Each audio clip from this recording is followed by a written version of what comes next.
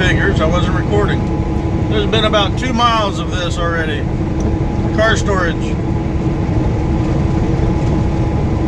Down here at Hanston, Kansas. So State Route, Kansas State Route 156. They stopped using the line, I don't know, probably back in the 80s, maybe 90s. I mean, at least there's still railroad tracks out here. It's just a single line. They go back to Hanston. They come out of Larned. But since they're not using the line, they're using it for car storage.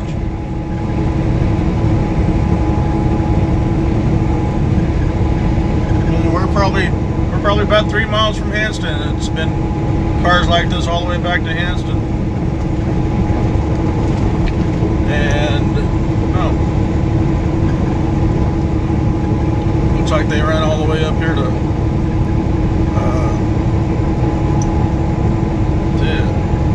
Burdett. I think Burdett's the next town. I haven't been on this route for ages. Well, I wouldn't say that. I haven't been on it with KW trekking, that's for sure.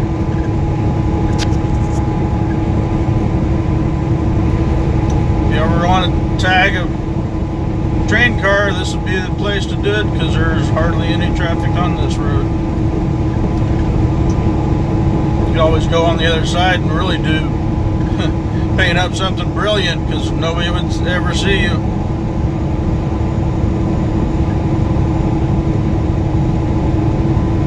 I'm thinking they just go up here to the silos up here.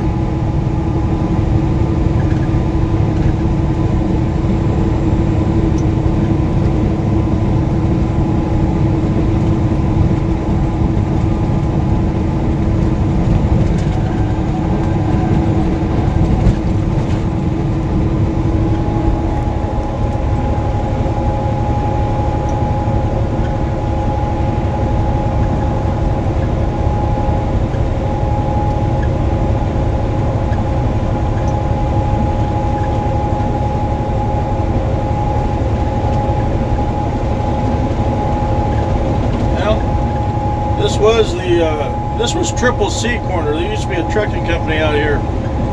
They ran a cab over double pup grain trailers, hoppers, called Triple C. And they keep going. The train cars, that is. Across the tracks, of course.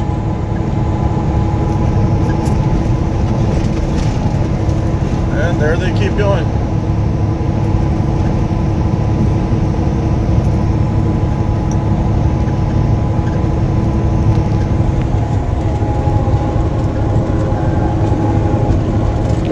Break them for the mile lines or whenever there's a road crossing.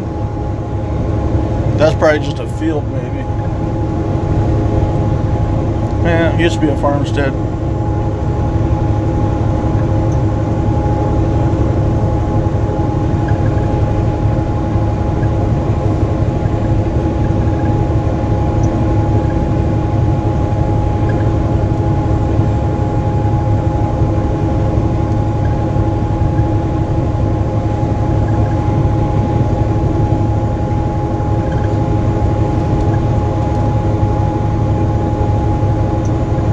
There was talk, I don't know, a few years ago,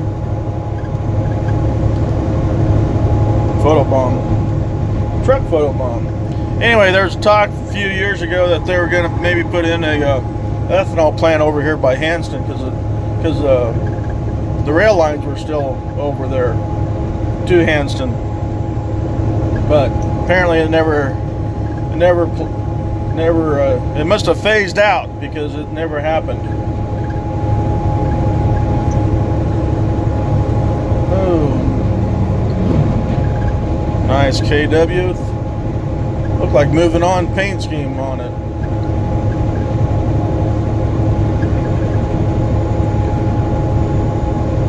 There you go. Somebody needs to model this, right? A dead end line that has storage or car storage. They They've been sitting out here a while, haven't they? If you look down the line, they're all yellow. But I guess they are yellow, aren't they? But the pink, I bet the pink should have been red.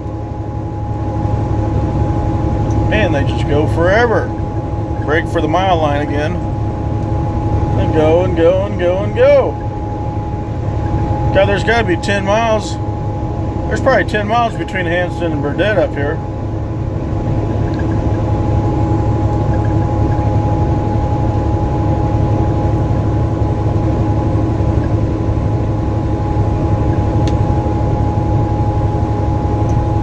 I can't believe there's that many out here. I can't believe there's, I thought the coal production was up. I thought the power plants were burning more coal. But I guess not. Yeah, there's some with blue ends. And they even got the painted end on one end is telling you, it's a indicator of a rotary coupler. Pawnee County. Another nice truck that I won't get a picture of.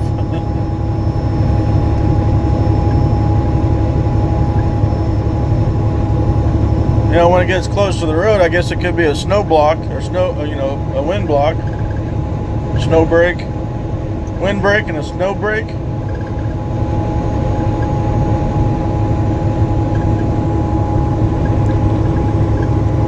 I missed out about 3 minutes of recording, and I'm already up to 6-7 minutes almost. Oh, I think this is where they end. There's the last one. Another nice truck there.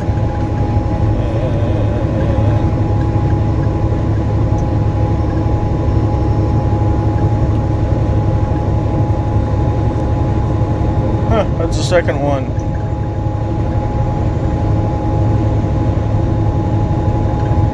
Anyway, this is Burdett up here.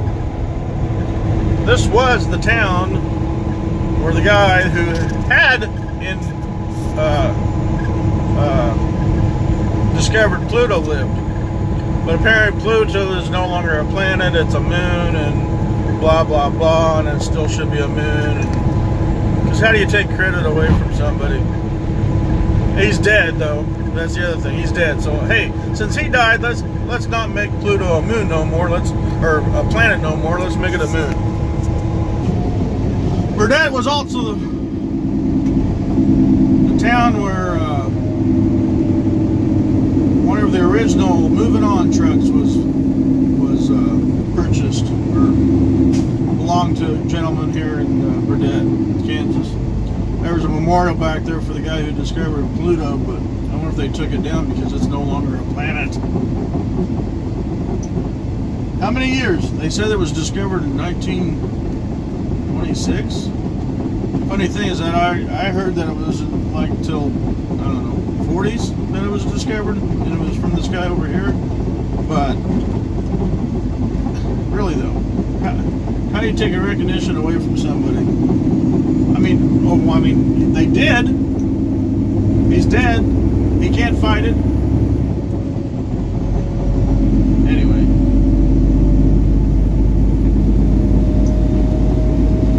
So yeah, headed to McPherson on Kansas 156. Picking up a load of pipe that goes to Kelowna, Iowa. Had to do a pre-call. Off the top of my head, I'm thinking I'll be over at Kelowna, Iowa about 2 o'clock tomorrow.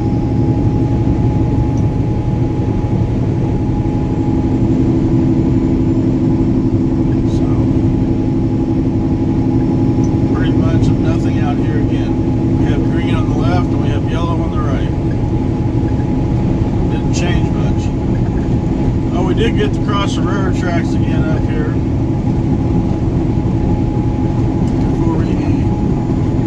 That runs off, so yeah, we can't see. So that was Burdett. We have, I think there's 2 up here. Is there 2 up here? I know there's Roselle for sure.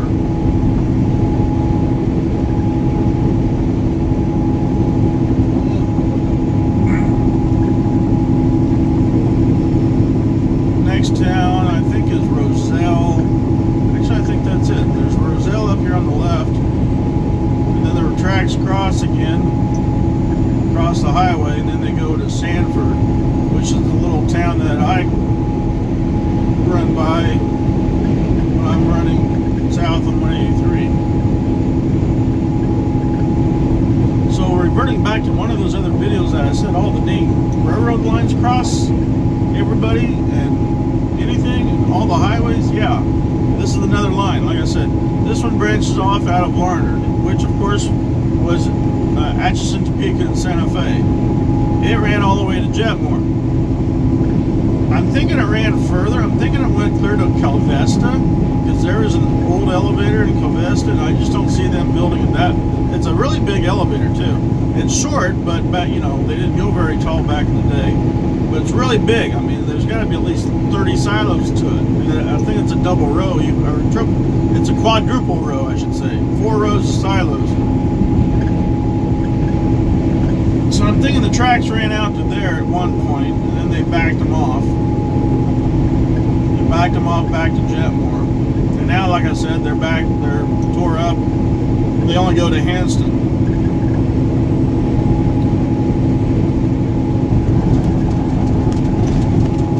This line that runs to Sanford. The Sanford line, that's the line that ran all the way to Dodge City. Okay, but like I said, when I think ATSF got bought out by, well, actually this particular line. That's a strange thing. It was Atchison, Topeka, and Santa Fe. I know that. But UP actually acquired those lines in Kansas, except for the original main line, super main line. Maybe it was a super main line, but the main line that runs along 50 from, you know, out west at Pueblo to Garden to, well, it goes to Dodge to, well, it goes through St. John, Patch, Newton, and then points east from Newton or Emporia, and then yeah, up to Kansas City. So they kept, that was the super main line. All these other little lines out here in western Kansas, UP acquired them somehow. And then the UP let Kansas and Oklahoma service them. This one down here, I'm thinking is still, yeah, I mean, Kansas and Oklahoma services it. So anyway, yeah, but like I said, the ATSF went out of Dodge, went into Kinsley, and then they split, and the super main line goes east along 50, and then the branch line, that went from Kinsley to Garfield to Larned, Pawnee Rock. And then, like I said, at Larned, this line splits off from Larned on the west side. Comes out here, like I said, came out to, you know, Jetmore, but I'm thinking it went further, but I can't remember back that far, but it used to go to Jetmore, but now it stops at Hanston. So there's that line. Then you got the line that runs from Scott City through Rush Center and into Great Bend. That was ATSF, which now K&O operates it. Line that used to be Missouri Pacific that went through Lake Cross is now K&O. Let's see what other lines down here. I'm thinking that's about it, except for the Coldwater line, which was ATSF. I'm not sure what that one. Who works that one? It's probably Kansas and Oklahoma. Because Kansas and Oklahoma acquired a lot of lines up here.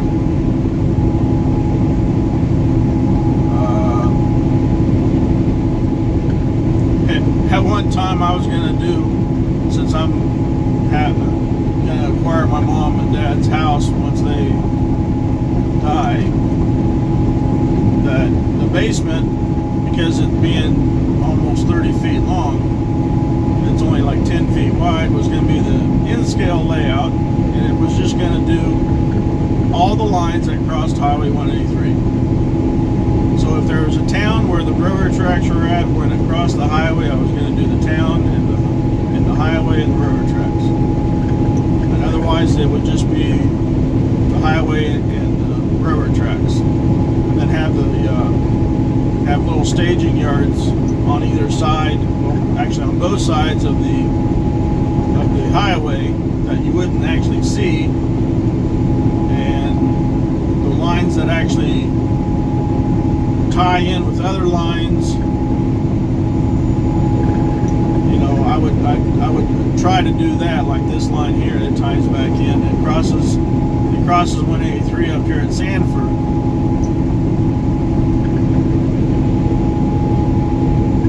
Let's see, how's that work? Crosses at Sanford and then goes to Barnard, where it ties back in with the original ATSF, which then ran to Kinsley, but that was on the other side of the river. It didn't cross 183 until it was in Kinsley. There's the railroad tracks. The elevator off in the distance. Oops, that one is Sanford that I keep talking about.